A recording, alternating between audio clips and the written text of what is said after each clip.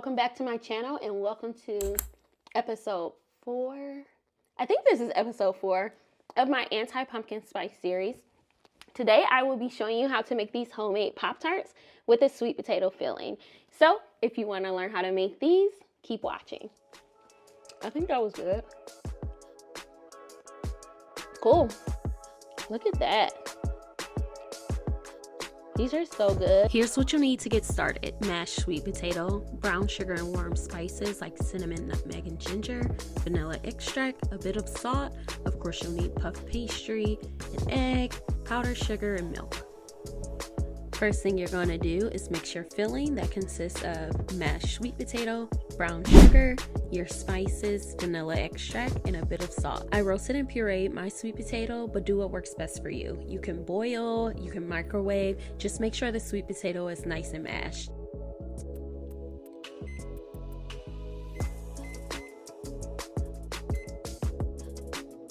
Now let's assemble. Each puff pastry box comes with 2 rolls. So one roll is going to be your designated bottom layer and your other roll is going to be your designated top layer. Once rolled out, each sheet is 9 by 12 inches. So when we cut them into 3 by 4 inch rectangles, we'll end up with 9 rectangles per sheet. Now here's how we cut them.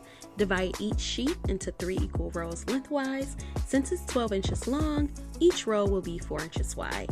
Then divide it into 3 equal columns widthwise, and at 9 inches, each column will be 3 inches.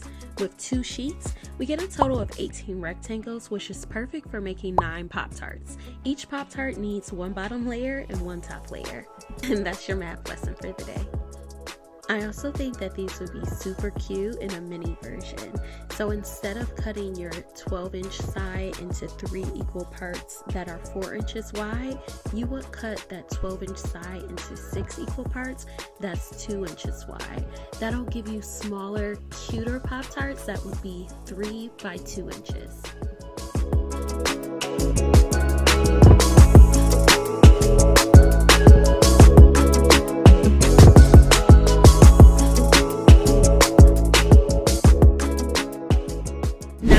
Add our filling. I'm adding about a tablespoon of the sweet potato pie filling to half of our rectangles. Make sure to not overdo it because we don't want any leaks. Next, I'm brushing the puff pastry with water that acts like an adhesive so that the top layer can stick.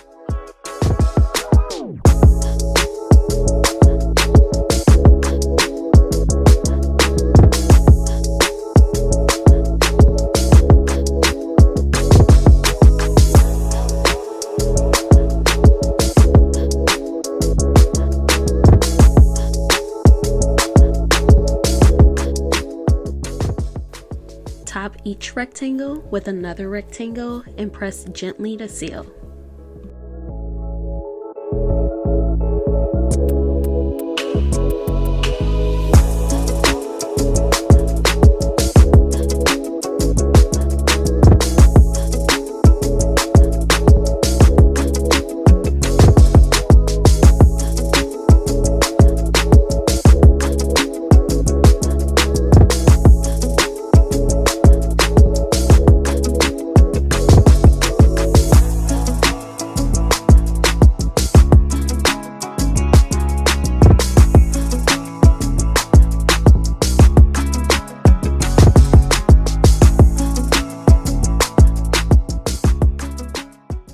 To ensure that the edges are sealed, I'm using a fork to crimp the edges.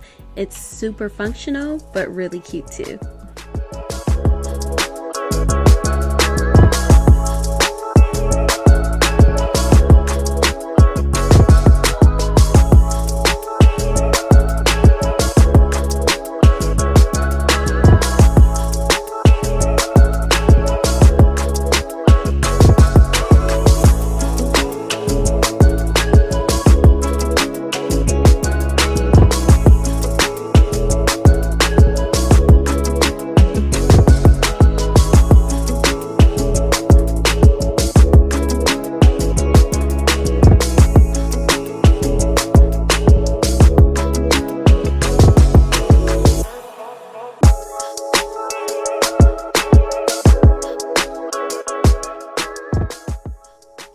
Make sure to poke a few holes in the top to allow the air to escape when the Pop-Tarts are baking.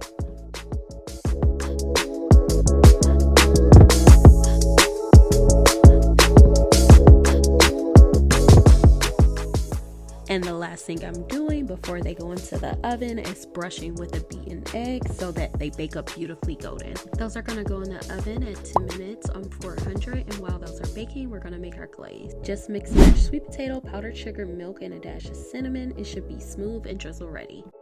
Here's what our Pop-Tarts look like after 10 minutes. Nice, golden, and flaky.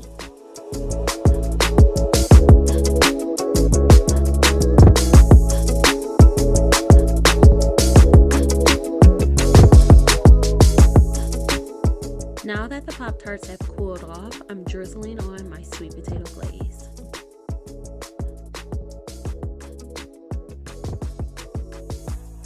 So I did end up adding more milk to my glaze because it was a tad bit too thick for me and I wanted it to be a little bit more runny. So feel free to add more milk if your glaze isn't spreading how you want it.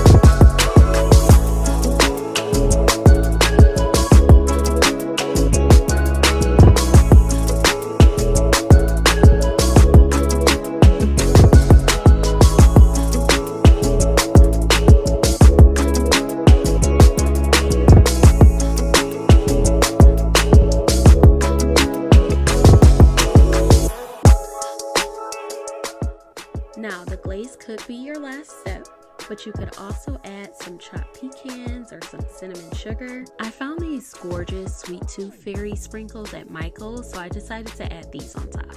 Break into it and see. Ooh. So, here's what it looks like inside. It looks like a Pop-Tart. It basically tastes like sweet potato pie. Dang, that's good. So that's it. That's how I make homemade Pop-Tarts with sweet potato filling with a puff pastry. So let me know what else you'd like to see. And let me know if you try these. Thanks for watching. And don't forget to like, comment, and subscribe. I'll see you later.